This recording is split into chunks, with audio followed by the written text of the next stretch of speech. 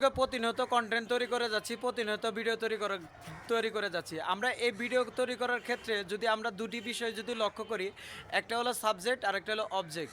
Subject হলো আপনি কত সুন্দরভাবে আপনি ফেসবুকে উপস্থাপন করবেন, এটা আপনার উপর নির্ভর করবে, এটা হলো আপনার সাবজেক্ট।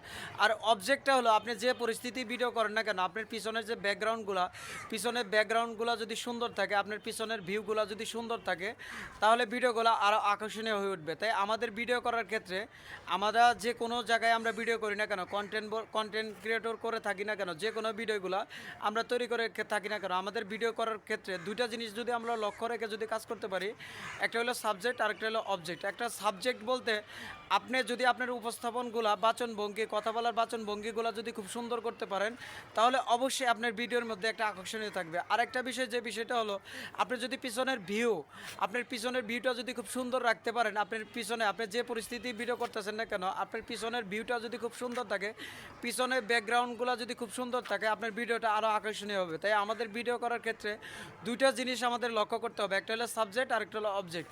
আমরা যদি এই দুইটা জিনিস লক্ষ্য করে যদি ভিডিও তৈরি করতে পারি, অবশ্যই আমাদের ভিডিও আকর্ষণীয় হবে এবং আমরা সফলতা অর্জন করতে পারবো এই ভিডিও দিয়ে।